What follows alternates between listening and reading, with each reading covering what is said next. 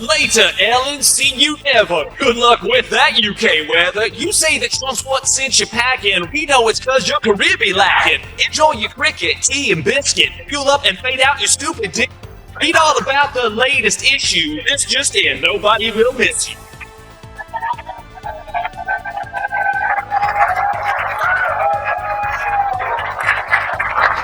MC Gene, our Arkansas Eminem.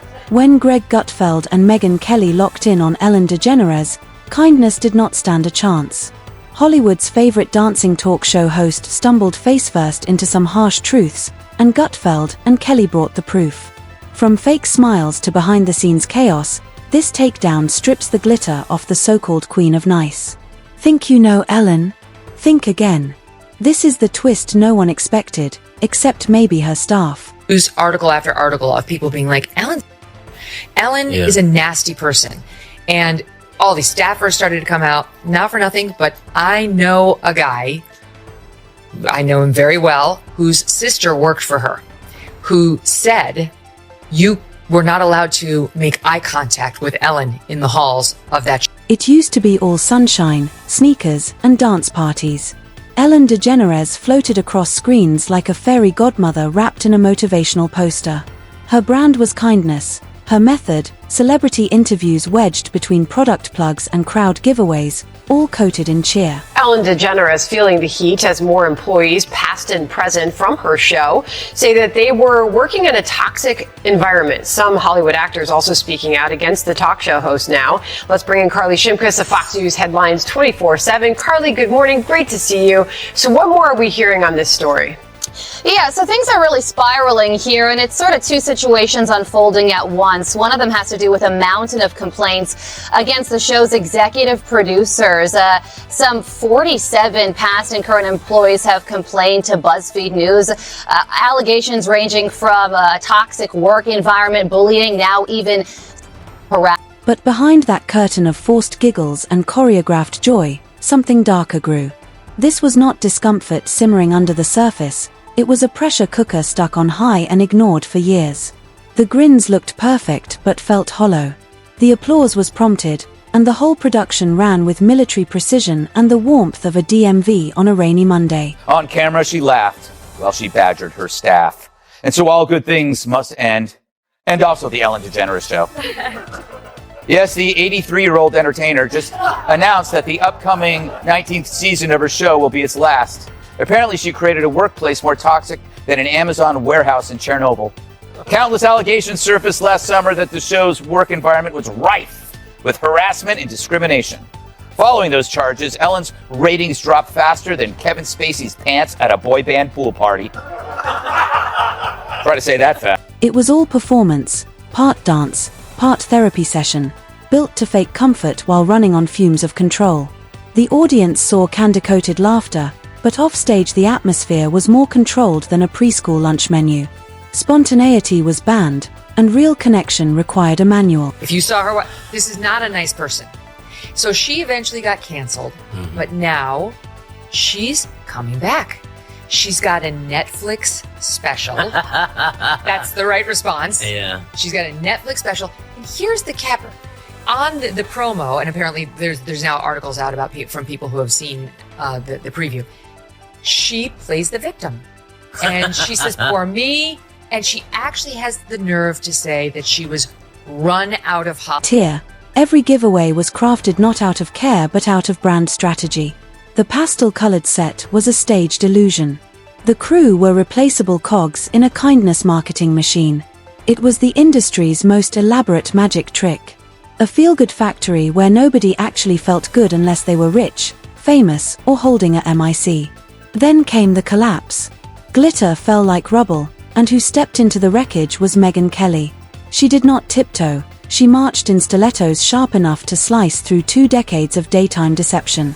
She came armed not with pity but with facts, media instincts, and zero patience for pretenders. For Megyn, Ellen was not just another host with a scandal. She was the poster child for Hollywood hypocrisy, a pastel mascot for moral fakery. I mean, Ellen got canceled for real a few years ago from just being a jerk. Yeah. Like, it wasn't like a single comment she said or something she did, just lots of people saying that working for her was a living nightmare and that she's a jerk. And I think that's probably why she wants to leave, because she hasn't really been able to make a comeback. Yeah. I mean, remember how everybody loved Ellen? They're like, Ellen, we love you. Ellen's here, yay. And then that all went away. So she probably has been thinking of a reason to leave, and now she thinks that this is the reason to try to make it look like some sort of, look how afraid I am. I feel how you feel because I'm, Yes. of Trump. Yeah, it was just the excuse. She is, Emily, I watched her comedy special. It was like a huge pity party. It was about how she was lamenting how her reputation has suffered. She's essentially as popular as a pit bull with monkeypox. Ellen was the polished product of fake virtue bottled and sold on repeat. She did not just act kind, she mass-produced it, stuck a smile on top and served it like gospel. Behind the giveaways lay something colder and more mechanical. Her success was not just talent, it was built on obedience from staff, media, and viewers trained to clap on cue. It was not a workplace, it was a loyalty trap. The glossy studio hid a fortress of control. The no eye contact rule was not gossip, it was policy. Still, the media, the so-called truth seekers, turned into extras in Ellen's sitcom. Megyn did not need secrets or hidden files, the dysfunction poured out like air through a vent. Ex-employees did not tell stories, they let out sighs. These were not rare tales, they were common, but the press hit snooze. Ellen's smiling image was too profitable to question. Instead of truth, we got cupcakes, puppies, and more celebrity selfies. Putting this on Trump, do you think that she's going to be, just everybody's going to love her in England? Especially the jihadis who love the lesbians so much. They're going to love her there. I think she's fleeing for way more than her anger over Trump. If Trump is truly responsible for Ellen's exodus, shouldn't that go down as his greatest achievement in the last 8? I mean, he should get the Nobel Prize. He's literally going to have a who's who of left. I mean, the entire 80s music catalog is gone. You got Springsteen, Cher, Madonna. I just don't know why they keep showing pictures of Aaron Rodgers with blonde hair. Megyn saw a culture that worshipped contradiction, polished it and put it on air. Ellen was not protected by accident, she was essential. Her existence let Hollywood pretend it was still warm and safe. But behind the sparkle was not kindness, it was command. When it cracked, the only surprise was how long it held up. Megyn had seen this game before. She exposed it fast. Ellen was not a beacon, she was a case study in how fake media can get. Megyn broke down the timeline of the rise, the rehearsed apologies, and the plunge in ratings that followed like clockwork. While the crowd clapped, Megyn listened to the whispers backstage. Fear and micromanagement told the real story. Yet the media kept polishing her halo with PR-grade cleaner. Kindness was a brand, and in Hollywood, brands are sacred until they are not. But Megyn did not stop at pointing it out, she ripped it wide open. How did Ellen dodge responsibility for so long? Why were early complaints treated like background noise until Twitter blew up? The best part, Megyn said, was the double standard. I have a question for you on this. This is perfect for you. Because I'm seeing this week that there is an attempted comeback by somebody who did not cross one of those fateful lines of the misstepping on their sacred cows of gender or race or sexuality. Yeah. But she was said to be a nasty biatch, and that's Ellen DeGeneres. Yeah. So her show got canceled after she had this testy exchange with Dakota Johnson, where something happened where Dakota said, oh, I had this birthday party, and Ellen said, well, why didn't you invite me? You didn't invite me. And she said, like, no, I did invite you, Ellen. That's not what happened. And Ellen had blown her off and then tried to play the victim on the... Because if a conservative sneezes wrong, the media pounces like pigeons at a picnic. But Ellen got spa music, soft headlines, and an emotional arc. Suddenly she was the misunderstood one. Cute. Megyn did not buy it, and she made sure no one else did either. Then just as the media shield began to crack, Greg Gutfeld crashed in. While Megyn used a scalpel, Gutfeld brought a jackhammer. He stripped the sainthood off Ellen and stamped it with "sponsored by delusion." To Gutfeld, Ellen was not a fallen angel, she was just another woke mascot who slipped on her own pedestal. He began where he always does, mockery with purpose. That apology tour Ellen launched, Gutfeld called it not heartfelt but Oscar bait. It was the most awkward skit she ever acted in, Not for lack of effort, but because sincerity does not survive under stage lights and studio scripting. He laughed hardest at the claim that Ellen was just now learning about her toxic workplace. Really, as if she tripped and accidentally built a dictatorship. Gutfeld had one clear message: Hollywood sells redemption, but when the star writes the script, it is not growth, it is PR yoga. They must stay in the hell of Trump.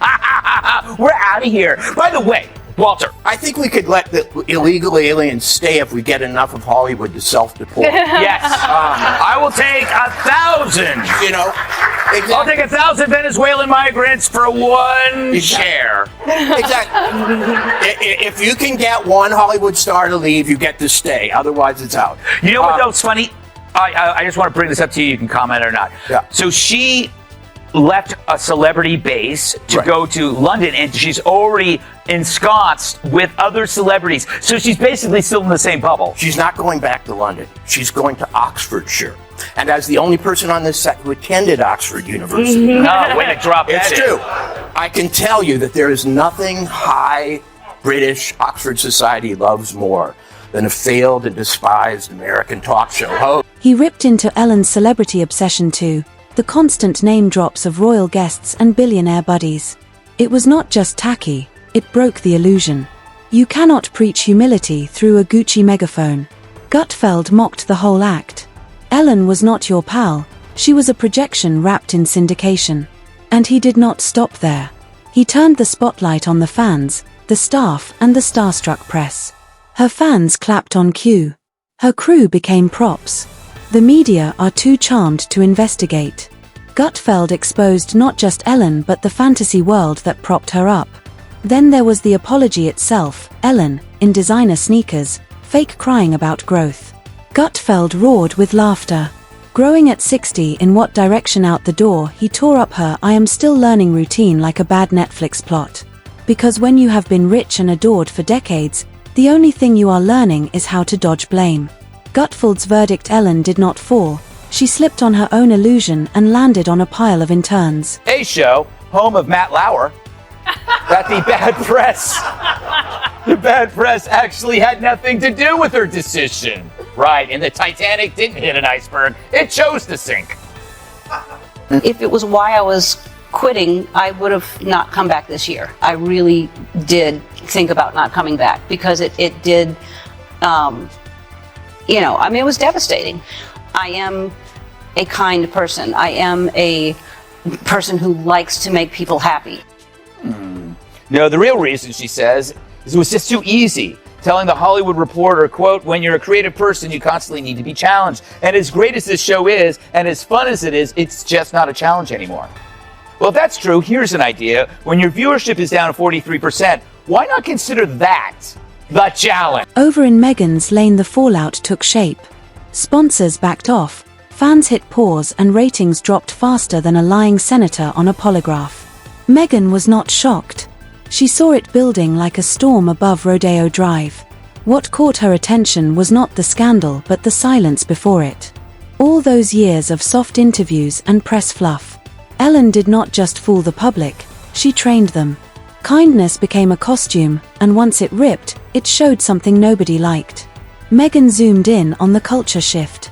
Ellen's meltdown was not about one star, it was a mirror. Viewers wanted real, not rehearsed. Ironically, Ellen's authenticity was the fakest part of her brand. Megyn pointed at the echo chamber Ellen praised, by Ellen's friends interviewed by Ellen's inner circle, defended by Ellen's superfans. It was not media, it was a snow globe, perfect on the outside, plastic on the inside. Then Gutfeld came back swinging. He did not see just a failed talk show. He saw a case study in celebrity absurdity. A mascot for fake virtue, rewarded by fame, punished only when the mask slipped. DeGeneres bails for the UK. All right, I'm going to go to you first, Kat, because this is I think you understand the story. So Ellen and her wife, Portia, have left their millionaire haven of Montecito for England. Now, they're saying they'll never come back in the wake of Trump's win. Do you think that's the reason why she's leaving? Absolutely. He said Ellen's empire was like a sitcom that forgot it was fiction. Every day was scripted, every smile staged. Ellen did not enter a studio, she entered a costume. The final blow, Gutfeld's roast. Ellen did not build a show, she built a theme park of self-worship. When it collapsed, all that remained was the echo of fake claps and stale vegan snacks. Together, Megyn and Greg did not destroy Ellen out of rage, they dissected her myth with sarcasm and scalpel. No comeback, no soft music, no redemption.